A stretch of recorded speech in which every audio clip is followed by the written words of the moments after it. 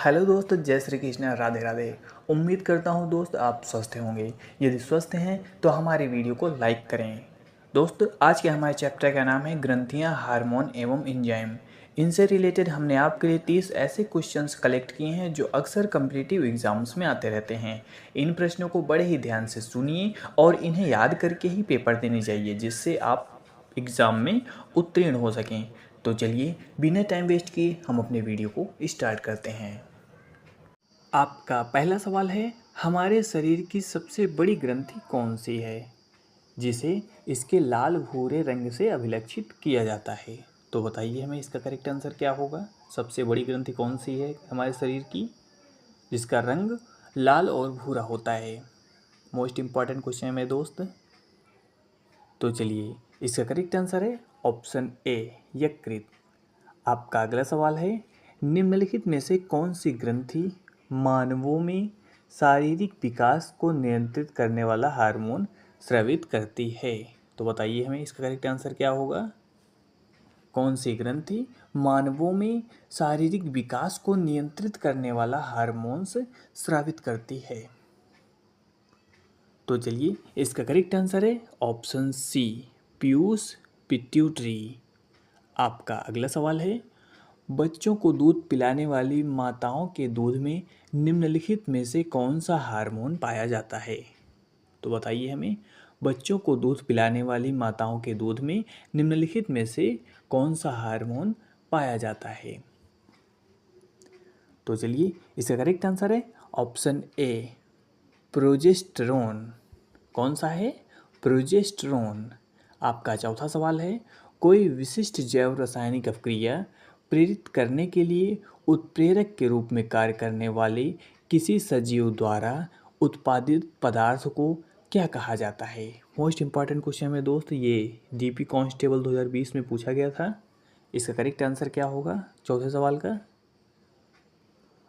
तो चलिए, इसका करेक्ट आंसर है ऑप्शन बी, एंजाइम। आपका अगला सवाल है, निम्नलिखित में से कौन सा हार्मोन आपातकालीन परिस्थितियों के प्रति हमारी प्रतिक्रिया को सक्षम बनाता है? निम्नलिखित में से कौन सा हार्मोन आपातकालीन परिस्थितियों के प्रति हमारी प्रतिक्रिया को सक्षम बनाता है? इसका करेक्ट आंसर क्या होगा? कमेंट कीजिए यदि आपको पता है तो। तो चलिए, इसका करेक्ट आंसर है ऑप्शन डी, एड्रेनलिन। आपका अगला सवाल है, छठवां सवाल है, निम्नलिखित में से किस एंजाइम का अग्नाशय से संबंध नहीं है? ये एंजाइम है, 4 एंजाइम आपके दिए गए हैं, चारों ऑप्शन आपके सामने हैं। किस एंजाइम का अग्नाशय से कोई भी संबंध नहीं है? राजस्थान पुलिस कांस्टेबल में पूछा गया था। तो चलिए, इसका करेक्ट आंसर है ऑप्शन डी, टायलिन। आपका अगला सवाल है, एस्ट्रोजन अनुपात अंडाशय समानुपात टेस्टोस्टेरोन, इसका करेक्ट आंसर क्या होगा? ये एक प्रकार का रीजनिंग का क्वेश्चन है, तो बताइए हमें इसका करेक्ट आंसर क्या होगा। तो चलिएगा, इसका करेक्ट आंसर है ऑप्शन ए, वृषण। ऑप्शन ए, वृषण। आपका अगला सवाल है, निम्नलिखित में से कौन सा एक पुरुष हार्मोन है? कौन सा एक पुरुष हार्मोन है? केवल पुरुषों में पाया जाता है ये हार्मोन। तो चलिए, इसका करेक्ट आंसर है ऑप्शन डी, टेस्टोस्टेरोन। आपका अगला सवाल है, नौवां सवाल है, दूध से निकलने के लिए उत्तरदायी हार्मोन है? कौन सा हार्मोन है जो दूध से निकलता है, दूध से निकलने के लिए उत्तरदायी हार्मोन है? तो चलिए, इसका करेक्ट आंसर है ऑप्शन ए, ऑक्सीटोसिन। आपका अगला सवाल है, निम्नलिखित में से कौन सा हार्मोन स्टेरॉइड है? तो बताइए हमें, कौन सा हार्मोन स्टेरॉइड है? Option A, oestrogen. Option B, glucagon. Option C, insulin. Option D, oxytocin. तो बताइए हमें, कौन सा हार्मोन स्टेरॉइड है? तो चलिए, इसका करेक्ट आंसर है ऑप्शन ए, एस्ट्रोजन। एस्ट्रोजन जो नाम का हार्मोन है ये एक स्टेरॉइड है। आपका अगला सवाल है, उत्प्रेरक शक्ति वाले प्रोटीनों को क्या नाम दिया जाता है? तो बताइए हमें, उत्प्रेरक शक्ति वाले प्रोटीनों को क्या नाम दिया जाता है? 11वां सवाल है आपका। इसका करेक्ट आंसर क्या होगा, कमेंट करें। तो चलिए इसका करेक्ट आंसर है ऑप्शन बी, एंजाइम। आपका अगला सवाल है, उस ग्रंथि का नाम बताएं जो अन्य अंतःस्रावी ग्रंथियों के कार्य को नियंत्रित करती है। तो बताइए हमें उस ग्रंथि का क्या नाम है जो अंतःस्रावी ग्रंथियों के कार्य को नियंत्रित करती है।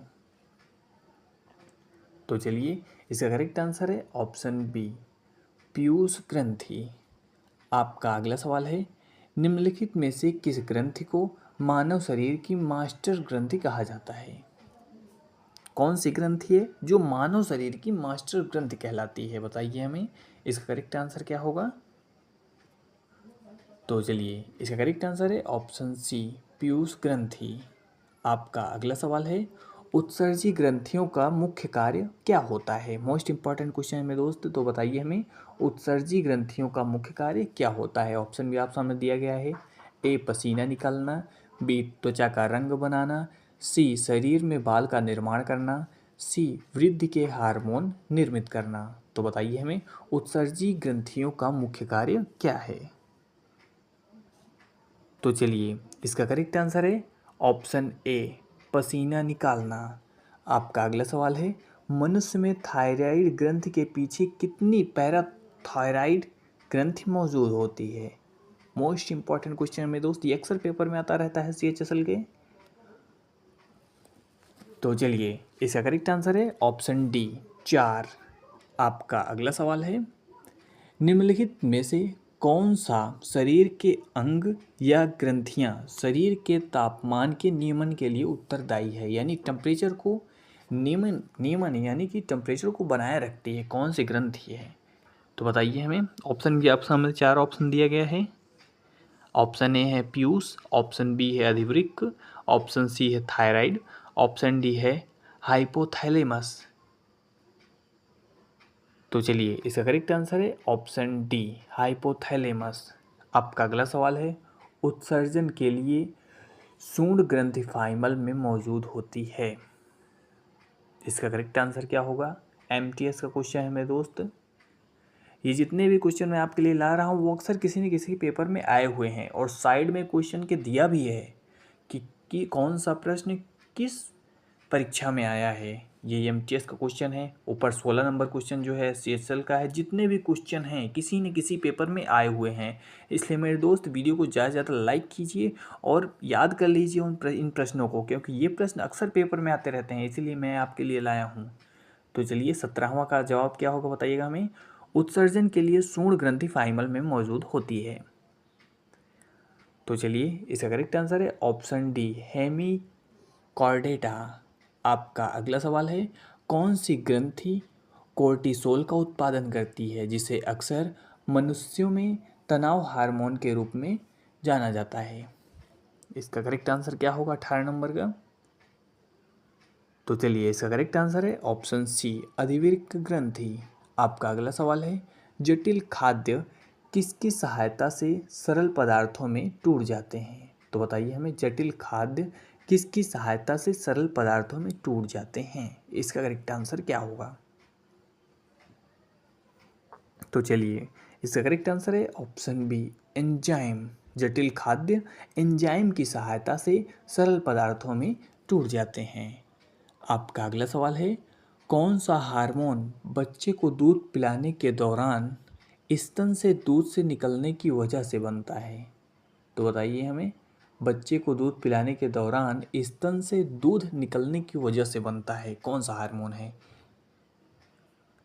तो चलिए इसका करेक्ट आंसर है ऑप्शन बी, ऑक्सीटोसिन हार्मोन जो है वो जब माँ बच्चे को दूध पिलाती है तो उस दौरान स्तन से बनता है।